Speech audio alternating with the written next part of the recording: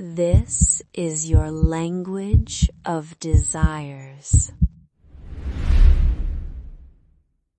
I have a confession to make.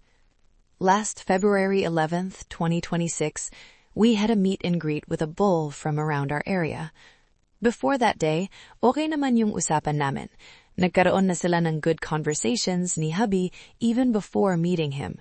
Nag-voice call na rin kami together, so kahit pagkaano may konting familiarity na. Si hubby actually yung nag-invite sa kanya na pumunta sa unit namin. Since may motor si Bol, naisip ni hubby na magandang idea na sumama ako sa kanya for a quick ride. The plan was simple. Sasama ako kay Bol para bumili ng coffee at donuts. Actually, idea ni hubby yon para matry kong umangkas sa motor niya at makita kung okay ba yung vibe ko with him kahit wala si hubby sa tabi ko. So, ayun na nga. Dumating si Bol sa unit and we had around 15 minutes of casual chit-chat. Light lang yung usapan, nothing serious. After a while, nag-aya siyang bumili na ng coffee at donuts, so sumama na ako. Habang nasa ride kami, everything felt normal. Magaan kausap si Bol, okay yung vibe, and honestly, comfortable naman ako. Bumili kami ng kailangan, then bumalik agad sa unit. Nothing unusual happened habang kami lang dalawa. Pero pagbalik namin sa unit, doon medyo nagbago yung atmosphere. Si hubby at si Bol sobrang nag-e-enjoy sa kwentuhan nila. Parang kahit anong topic, kaya nilang pag-usapan. Relaxed yung mood, parang tropa lang talaga.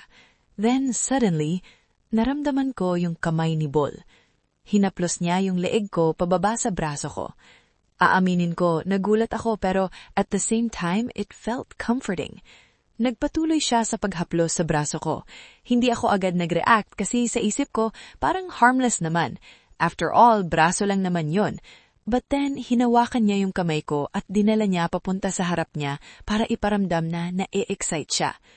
Doon ko tinanggal yung kamay ko.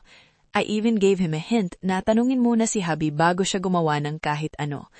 Pero hindi siya nagtanong. Instead, nagpatuloy siya sa mga playful at flirtatious na hawak. Sa legs ko, sa dibdib ko, hanggang sa medyo naging mas daring na yung mga galaw niya. And this is where I admit my mistake. Instead na ihinto ko agad yung nangyayari, hinayaan ko yung sarili ko na madala sa moment. Sa isip ko kasi baka yun na yung plano ni hubby. Akala ko baka yun na yung signal na invited na si Bol to play with us. So, sinubukan kong iparamdam kay hubby na parang okay na yung situation. Si hubby naman, tumawa lang. Hindi namin napag-usapan kung anong ibig sabihin nun. Sa moment na yun, akala ko baka inaasar lang niya ako or silently allowing things to continue. Dahil sa misunderstanding na yun, lumalim pa yung nangyari. What started as simple flirting slowly turned into a more intimate moment between me and the Bol. But when the actual play started, something surprising happened. Naging respectful ulit yung situation. Si Bol was asking hubby for permission before doing anything. Sinunod niya yung mga rules at conditions na sinabi ni hubby. After everything, umuwi na si Bol. And that's when I finally told hubby the full truth about what really happened earlier. Nakita ko yung gulat at pagtataka sa mukha niya. Honestly, inexpect ko na agad siyang magagalit. But instead, sinabi niya lang sa akin na i-chat si Bol at sabihing mag-ingat pa uwi. Sinabi pa niya na welcome pa rin si Bol sa place namin. Walang sarcasm sa boses niya. But after some time, nung nag-sink in na lahat, doon na siya nagalit. And I understood why. Because the truth is, I was wrong. Hindi ako nagdalawang isip na aminin yun sa kanya. What I did crossed a line. Hindi ko naprotektahan yung trust na binigay sa akin ni hubby.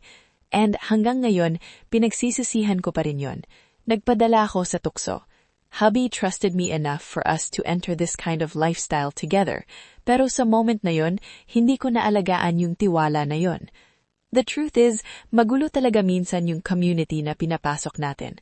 Maraming couples ang pumapasok dito because of curiosity, desire, and fantasies.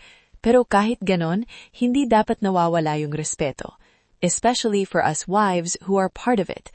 Hindi porket hindi nakikita si hubby sa moment na yon, ay okay lang na mawala yung respect. If you entered this lifestyle as a couple, then everything should still be done as a couple.